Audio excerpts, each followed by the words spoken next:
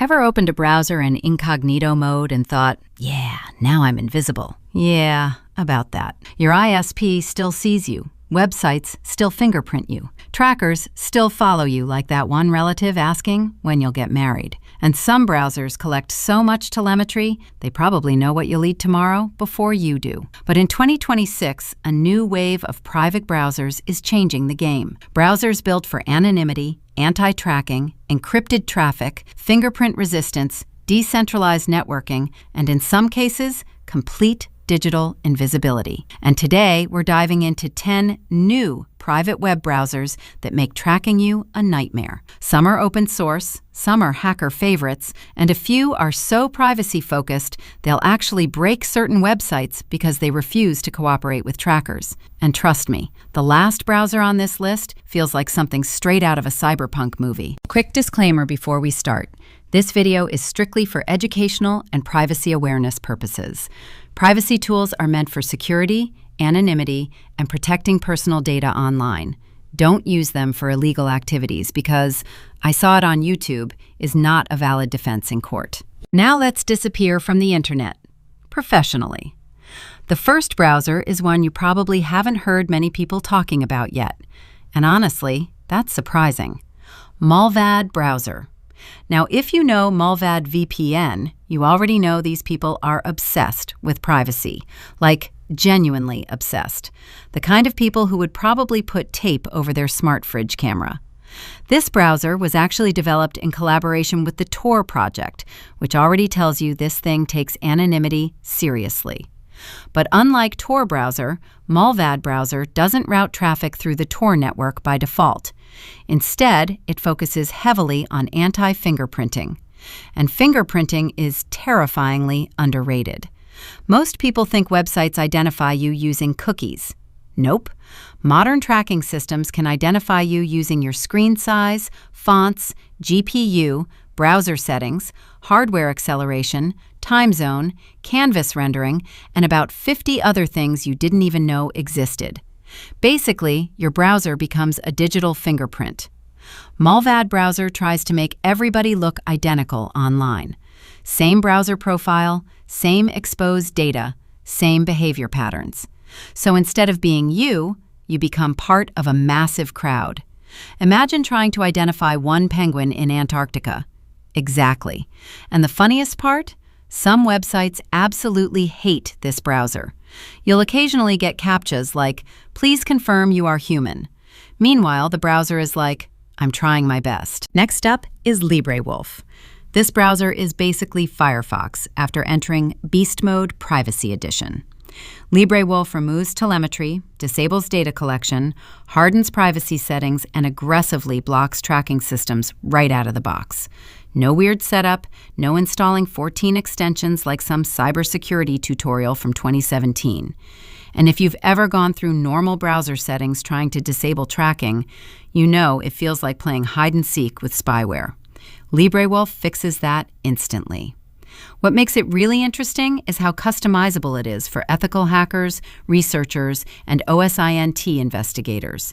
Because unlike super lockdown browsers, you still maintain flexibility while improving privacy massively. And here's a real-world example. Imagine you're researching a suspicious website. On a normal browser, trackers, scripts, and hidden fingerprinting mechanisms start collecting your system information immediately. But with hardened browsers like LibreWolf, you're drastically reducing that exposed surface. Basically, less digital leakage. Now, speaking of looking suspicious online, let's talk about Brave. Yes, I know, everybody knows Brave, but the newer privacy systems they've introduced recently are actually worth talking about. Brave has evolved from Chrome with ad block into a serious privacy ecosystem. We're talking built-in tracker blocking, anti-fingerprinting protections, HTTPS upgrades, private windows with Tor routing, script blocking, and even AI protections now being integrated into modern versions. And one thing I genuinely like about Brave is how beginner-friendly it is. Because let's be honest, not everybody wants to configure 97 hidden privacy settings just to watch YouTube in peace.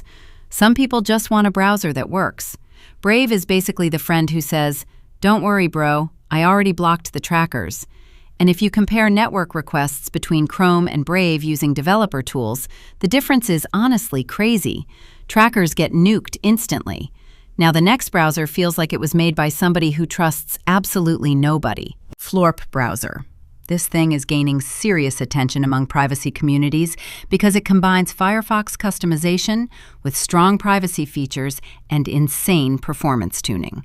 But what makes Floorp interesting isn't just privacy, it's control.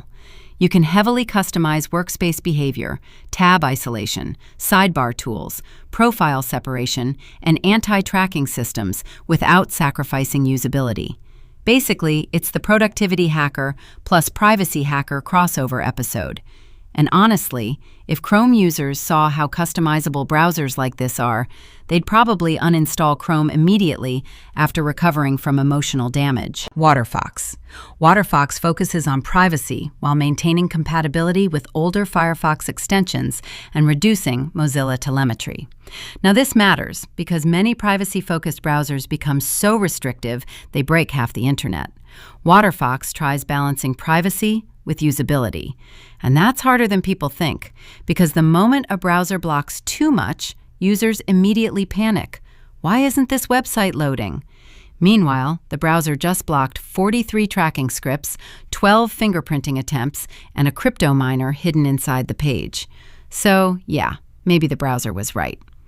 One thing advanced users love about Waterfox is the independence factor. It's not trying to become another giant surveillance ecosystem. And in today's internet, that matters a lot. Now, if you really want anonymity, this next browser is legendary. Tor Browser, the godfather of anonymous browsing. Tor routes your traffic through multiple encrypted relay nodes across the world, making it extremely difficult to trace your real IP address. Instead of going directly from you to a website, your traffic bounces through multiple volunteer-operated nodes, like some kind of digital ninja parkour system. And no, Tor is not illegal. That's one of the biggest myths on the internet. Journalists use it, researchers use it, activists use it, ethical hackers use it, privacy advocates use it. Even law enforcement agencies use Tor for investigations sometimes. But yes, criminals use it too. Just like criminals also use cars, phones, and hoodies. That doesn't make hoodies illegal. Now, Tor is slower than normal browsers because of the routing system, but that's the trade-off for anonymity. Think of it like this. Chrome is a sports car speeding on a highway while broadcasting your entire identity. Tor is a masked ninja taking back alleys, changing clothes every 2 minutes, and refusing to tell anyone where he came from. Different goals. Now, this next one is very interesting for people who care about decentralization. The Orion browser. Orion focuses heavily on zero telemetry and WebKit-based privacy optimization while remaining lightweight and fast. What's impressive is how minimal it feels. No bloated junk, no aggressive data collection, just clean browsing. And honestly, lightweight browsers are becoming rare nowadays. Modern browsers sometimes consume RAM like they're mining Bitcoin secretly in the background. You open 3 tabs, and suddenly your laptop sounds like it's preparing for takeoff. Orion avoids much of that bloat while keeping strong privacy architecture. Now let's move into something even more hardcore. Ungoogled Chromium. And yes, the name explains exactly what it is. This browser takes Chromium, the engine behind Chrome, and removes Google integration and telemetry completely. No Google services, no background communication, no hidden sync systems talking to servers, just raw Chromium without Google watching over your shoulder like a paranoid tech overlord. But fair warning, this browser is more advanced user territory, because convenience features disappear too. You sacrifice some comfort for greater privacy. This is basically the Linux user of browsers. Minimal, powerful, slightly intimidating, probably drinks black coffee while compiling kernels at 2 a.m. Now the next browser is becoming very popular among cybersecurity enthusiasts. Ghostery Private Browser. You probably know Ghostery from the extension, but their full browser is focused heavily on tracker elimination and private searching. And what's cool is how visual the privacy protection feels. You can literally see trackers being blocked in real time. And honestly, some websites look terrifying once you realize how many companies are monitoring your activity simultaneously. It's like entering a shopping mall and discovering 48 strangers secretly taking notes every time you look at something. Yes, he clicked dark mode again. Ghostery tries shutting that nonsense down immediately. And finally, the last browser, the one that genuinely feels futuristic, the Arc browser. Now, technically, Arc isn't marketed purely as a privacy browser, but the way it redesigns browser behavior, workspace isolation, profiles, and browsing organization makes it incredibly interesting from a security and operational perspective. This browser feels like the developers asked, what if browsers evolved past tabs? And somehow, they actually pulled it off. Arc introduces compartmentalized workflows, cleaner session management, and separation systems that can genuinely help researchers, ethical hackers, and advanced users reduce operational mess while improving browsing discipline. Because let's be honest, most people browse with 67 open tabs, 14 logins active, random extensions installed, and zero idea what's running in the background. That's chaos. Arc tries bringing structure back into browsing while maintaining modern privacy concepts. And visually, it looks insanely clean, like Apple secretly hired ethical hackers to redesign the internet. Now, while you watch some gameplay in the background, let's talk about something most people completely misunderstand about online privacy. No browser makes you 100% anonymous. That's Hollywood nonsense. Privacy is layers. Your browser matters.